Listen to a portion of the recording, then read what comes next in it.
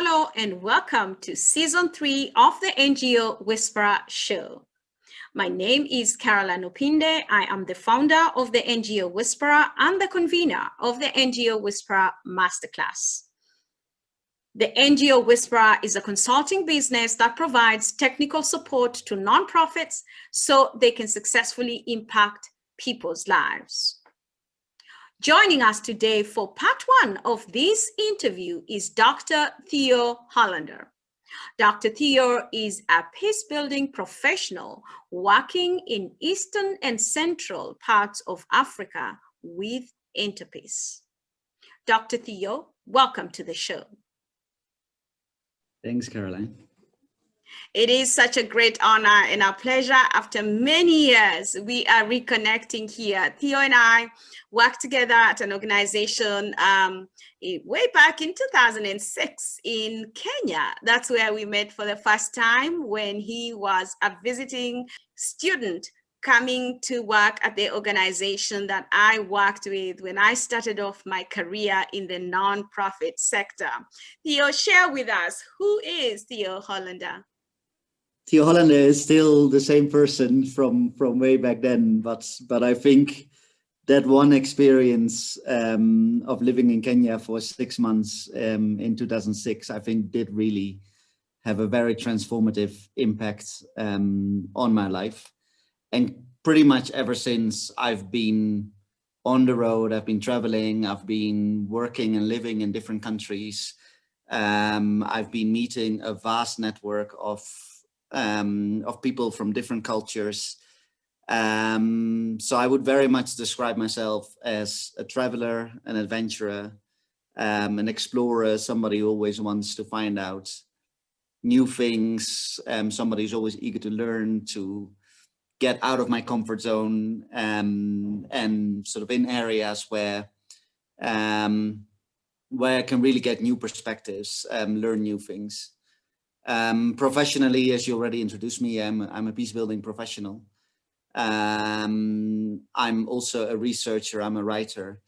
I've dedicated a big chunk of my career, and that's especially my earlier career, was all around documenting and trying to understand the stories of people that have been affected by conflict directly. And as part of this work, I've done pieces of research on families of missing persons. I've done research on people with conflict-related injuries that have never properly healed. I've done interviews with female combatants who were forcefully abducted and then became sort of soldiers/sex slaves. I've been in places like Thailand, Congo, Pakistan, Nepal, South Sudan, and many other places, really trying to understand what armed conflict does to people, and how people survive, how people are resilient. And I think that resilience is really something that inspired me. I think the second part of my career has been more sort of at a higher level, which kind of happens when you follow your career path, and I would always advise people to take it slowly, because it's often the beginning at the career when you're really at the ground, when you're doing some of the most interesting work. But at the moment, I'm doing a lot of policy engagement, and a lot of what I did back then still informs, to a large part, my understanding of armed conflicts, and my understanding of what governments, what organizations can do to most effectively help people affected by conflict. So in a nutshell, that's who I am, both as an individual and as a professional. I know you from the past in 2006 when you came to Kenya and was there for 6 months. But people can tell that you are not Kenyan. So what inspired you to move from your country, the Netherlands, to move to Africa and to work in peacebuilding space? I've always been interested in conflict, as it really sort of what drives that madness, what drives people to do these violent things against each other, what drives society so mad that hatred becomes the norm, and So that has always sort of really interested me. But before, I was always interested in geopolitics, in things like Second World War, Cold War dynamics, etc. In 2004, I had a professor who took me to South Africa. There was a study trip where we went with a bunch of people to talk about 10 years after apartheid, what elements of apartheid still exist and which are gone. And that trip, I think, had a very profound impact. And ever since that trip, I really wanted to experience more of the continent of Africa. And I had the feeling in South Africa is a wonderful, interesting country, but I kind of had the feeling it's still not the real Africa. So that's when I went to Kenya, and I spent some of the most amazing 6 months of my life probably in Kenya. Then I went to Northern Uganda. While I was in Kenya, I went to Northern Uganda to basically talk to people about the conflict there and to see if there's anything that I could do there. And Northern Uganda, that sort of solidified. After that, I didn't want to do anything else than peace building. So I think, that's what drove me, and also the sense of adventure. Like, I've been living in the Netherlands for 20 years. Like, it's a nice, stable country, but it's also very predictable and boring. And life is a lot more interesting when you travel and explore. Speaking of which, there are so many countries that are currently in conflict. And many people may not know this, but armed conflict is one of the main reasons why people actually leave their countries as refugees to seek peace elsewhere. Would you please share with us your experiences in the different countries in terms of which countries you have been and what types of conflicts are going on? Because it's not always necessarily armed conflict. It could also be economic issues that are going on in a country. So the countries where I lived longest have been Uganda, Myanmar, and Kenya. And then I've also worked in Congo, in Sudan, in Thailand, in Pakistan, shortly in Rwanda. I've done some visits in Somalia and other conflict-affected countries. What creates conflict is always a very complex question. It's never a single source that creates a conflict, and it's often a spiral that a country goes into.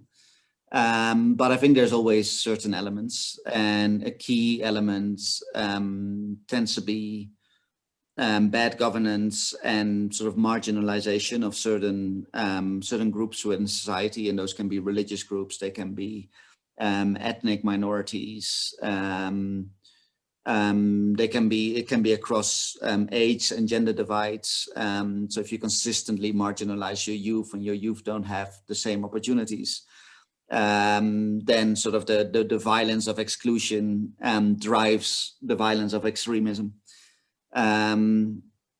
So those are some of the effects. It's often competition over limited resources. Especially land is one area that really drives conflicts in a lot of countries. Very often it's identity, it's unaddressed grievances from the past. So if somebody did something bad to me or bad to my family or bad to my previous generations, that can come up again and can be utilized to mobilize people around violence. There's some countries where I worked where, like, usually the countries where I work, it's rare that the entire country is in conflict. It's often parts of the country. So when I was in Uganda, Kampala was completely safe and you were fine there. But when you travel to the north, there was an unbelievably brutal conflict there. Same in the DRC, the conflict is mostly on the eastern side of the border. If you look at Myanmar, the center of Myanmar is relatively stable, well, until the coup d'etat that happened a couple of days ago. But all the conflict is around the periphery, and all the conflict is between sort of the main between the government and all the ethnic minorities, and a lot of the conflict there is the exclusion, socioeconomic and political exclusion of those minorities. There's often a high prevalence of human rights abuses, and there's often a high prevalence of what we call structural violence. And structural violence is not, it's not when people are directly killing each other or shooting at each other, or where there's direct violence, but structural violence is when you can't become a lawyer because of your ethnic group, or you can't run for political office because of who you are and who you were born to be, or if you're not allowed to worship your deities, your religion, because your religion is not accepted. And that is things that happen in a lot of countries in the world, where people, just because of who they are completely marginalized. Like one of the worst examples that I've seen in my career is in Myanmar with the Rohingya, who are considered stateless. So Myanmar does not accept them as citizens of their country. Bangladesh does not accept them as citizens of their country. So basically they fall under no legal system and under no legal protection, and people can do with them whatever they please. And whatever violence is committed against them is done in complete impunity.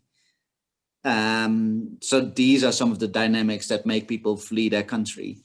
And I think for this reason, like, I know that people have a lot of fears around sort of refugees, but yeah, try to have a bit of empathy, I would say, and try to imagine what these people went through, and where they came from. For example, like the people in Europe at the moment who's coming from Syria.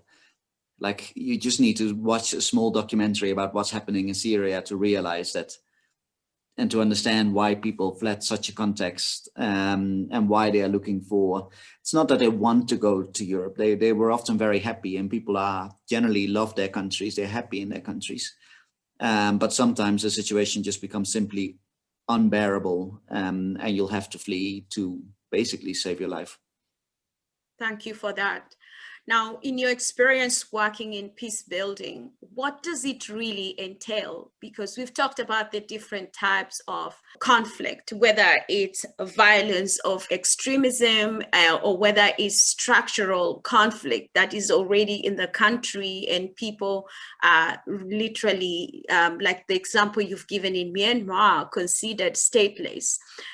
What do you do as a peace builder, or peace building organizations do to support these people? Peace building as a field is both very specialized, but it's also still very broad.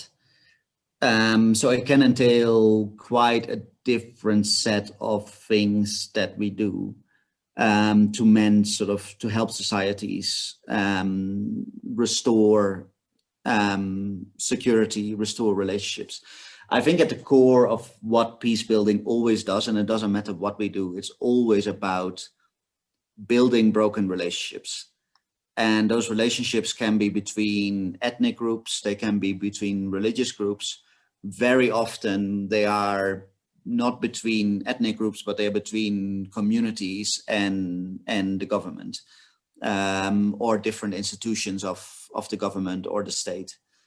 So I can give a range of examples. For example, with in Kenya, Interpeace is working on restoring relationships between different Somali clans in the northeast of the country, and between pastoralist communities in the northwest of the country. So you have the Turkana, the Pokot, the Samburu.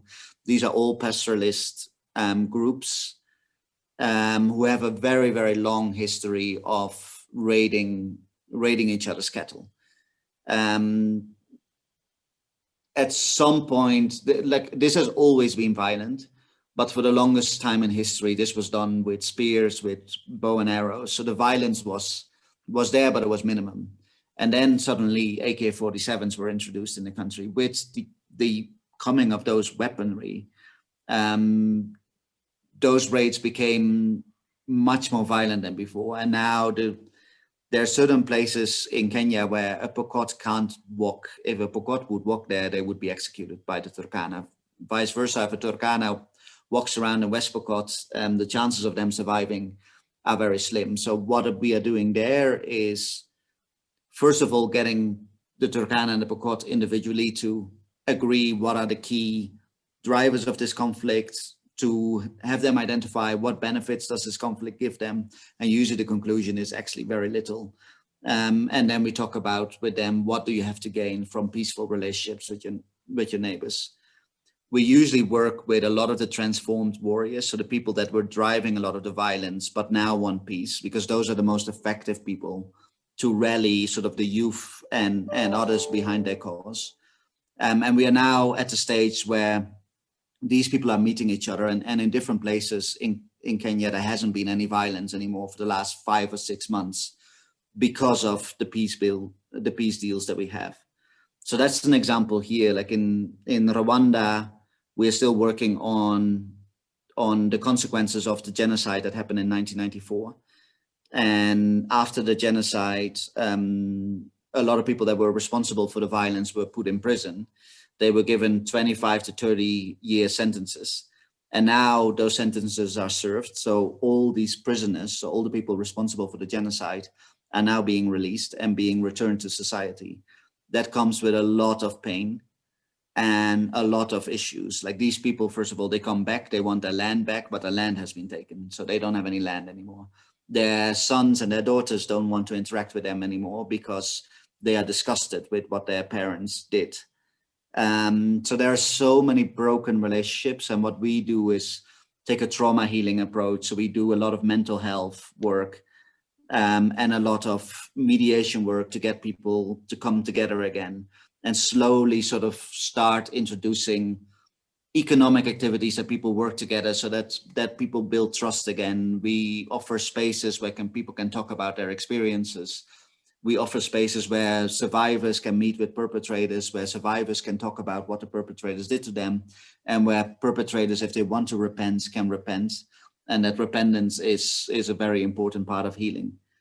So those are some of the examples, but other examples are working on policing, police reform, working on security sector reform. It's doing disarmament of armed groups and then reintegration of combatants in society. A lot of work is focused on justice, and often that's working directly with justice systems to improve access to justice. But it's also working on, once a society has gone through significant violence, it's the question of how does a society repair itself afterwards. So that's the question of transitional justice. So how do you deal with human rights abuses that are of such a large scale that no single justice system can deal with it? And then you have other mechanisms, and those are often more community-driven mechanisms. So those are just a handful of examples of what peace building entails. The core of it is really trying to mend broken relationships and build relationships between people horizontally and between people and the state sort of vertically. Wonderful. And some people might wonder, do you work with the International Criminal Court in The Hague? We don't. I've had some interaction with them in the past, but no, we don't work directly with them. And yeah, I also have a bit of an ambiguous relationship, I think, towards that court. There is a very relevant example that just came out this week, which is also very relevant for the book that I wrote, which is the indictment of Dominic Ongwen. So he was one of the 5 people in the Lord's Resistance Army that were considered the most responsible for the crimes of the Lord's Resistance Army. And I think he was found guilty on 62 charges of war crimes, crimes against humanity. And there's absolutely no doubt that Dominic Ongwen did horrible things, and that he did horrible things to people, and that there's a lot of grievances against him. At the same time, he was abducted when he was a child. It was the state's failure to protect him that got him into that place where he was. He was then completely brainwashed by the Lord's Resistance Army to commit that violence while he was a child. To protect himself, he kind of went up in the rank, and as somebody completely brainwashed, he committed these crimes. And he's now only one of 2 people indicted by the ICC for the crimes committed. And both the 2 people that have been indicted for the war in Northern Uganda, which was a terrible, terrible conflict, both of them are former child soldiers. And the government is free of any responsibility. Nobody has charged the government. Nobody has charged the true people that should have been charged, like Joseph Kony, etc. So the ICC offers sort of they say that they offer justice, but justice for whom? Like, no reparations were paid to any of the victims. Like, an African justice is less about punishment, but it's more about reparations. It's more about ensuring that victims get compensated for the losses that they have suffered, rather than punishing the one that committed the crime. So I find it a very Western